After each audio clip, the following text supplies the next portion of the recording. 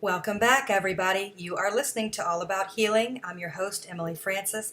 Today's show, we had Sara Wiseman on the phone, and she has a book out, Messages from the Divine. In fact, she has several books out. And we talked briefly about meeting up in Denver, and I didn't give any details because the time was running short. But Denver this year is the International New Age Trade Show, and I'll be doing a book signing there with my publisher, Llewellyn. And Sara Wiseman will be one of the keynote speakers. I think she's doing the author breakfast during the time, and it's June 14th, 15th, 16th, that weekend. So if you guys are out in the West Coast and you're anywhere near Denver, come see us at the INATS, International New Age Trade Show. It is a really spectacular event. Okay, so one of the things that she talked about today on the show that I thought was a really powerful statement was coming into a place where you learn how to live in full surrender, meaning that you are connected to the source, to your guide, to God, whatever word you want to use. That was always such a big thing, was figuring out what you can use that people don't cut you off.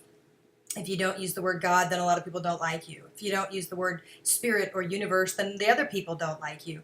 But the truth is that we are all connected in this world, no matter what is the name that you use for the higher power. So living a life in full surrender is knowing that there's something bigger than you that's always out there and that's always in your favor. And learning how to work with it will change your life, truly will change your life. And to develop faith or to expand and deepen your faith makes you know that you're not ever alone. And what a spectacular thing to know, that you're not alone, because there's a lot of people out there that are really lonely and feel really alone. And I'm starting to hear from a lot of you who feel lonely because they don't know who to reach out to or what to do in their life, and they don't know what steps to take. But what would your life look like if you actually allowed yourself to be happy? Not just content, not just a little bit. I'm talking about happy.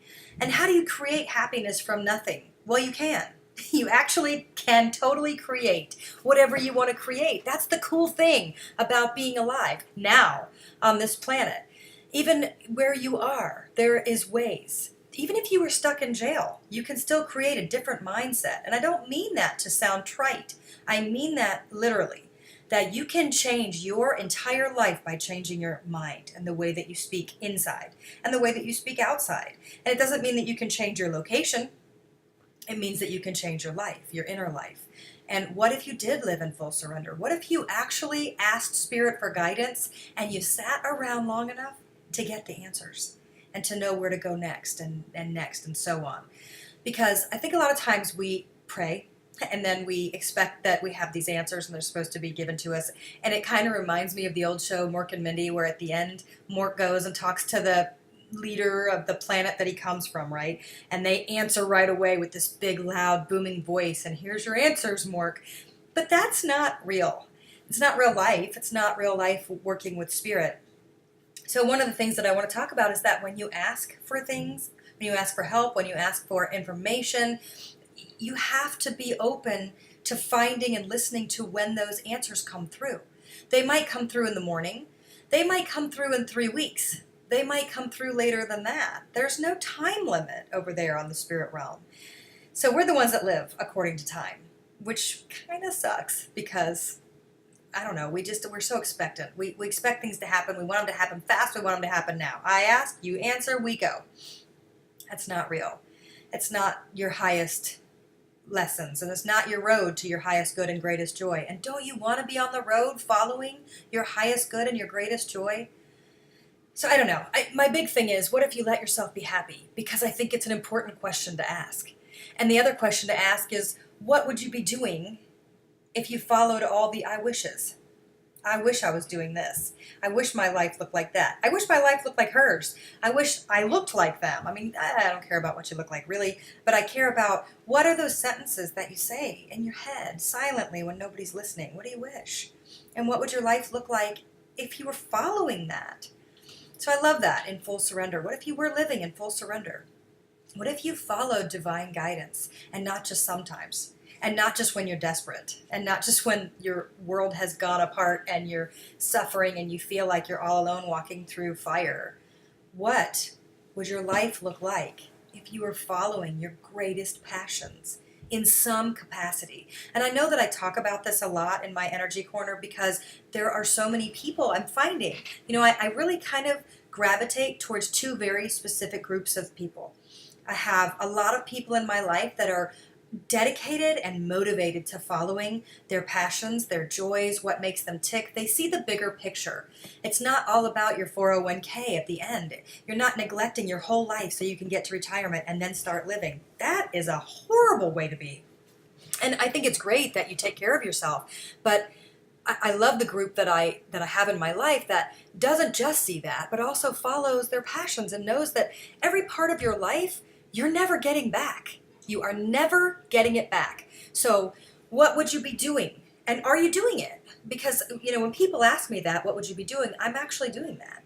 And I don't mean that like, haha, but my life has been really hard and it's been really great. I've had really hard years and really fabulous years ever since I decided to follow my dreams and my passions. But there were a lot of years that I sat on my butt watching life pass me by, always wishing for something more, something different. But who's going to show up at my door and give me this contract? And who's going to show up and say, hey, I know that you're actually really good at this, so do you want this opportunity? Those don't happen. You got to get up. You got to dust yourself off and go knocking on the doors and asking for help. And that's another thing. If you're in full surrender, don't be afraid to ask for help. Don't be afraid to ask people to give you something, support, love, their time, their attention, their energy, their ideas. Maybe you want to share an idea with somebody. But the biggest thing I can say today, don't chase the misery. Don't chase the miserable people. Don't go with them. Don't go down with them.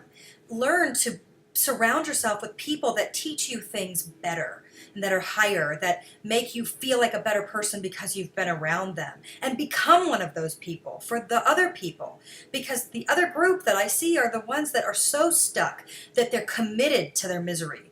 And I see that. I know those people. Some of them are friends. They're literally committed to being miserable, and they refuse to make a shift of any sort, not one step out, not one step into the new life they could have. And I'm looking at them thinking, gosh, you're amazing. If you would just do any of these things and follow, the world would know that you're awesome, and you're funny, and you're humorous, and you're talented, or whatever it is. But instead, they remain committed to their misery.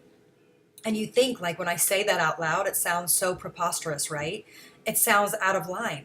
But how many of you, and I want you to be honest and serious, how many people are committed to the lie that you tell yourself that means that you're always going to fail and you're always going to come up short and things always line up against you and that nothing really good happens for you? But are you doing anything to make it change? Are you doing anything to make yourself happy? Because you've got to stop thinking that somebody else is going to do it for you, because it's an inside job. And that's so cliche because it is true. The reason that those quotes exist, and they've been in existence for years, is because they're true. Happiness is an inside job. But today, I want you to take one step towards making that inside job come out to the world. You have been listening to Emily Francis. This is All About Healing, and I sure hope to see you back here next Wednesday. Thanks so much, everybody. Have a great week.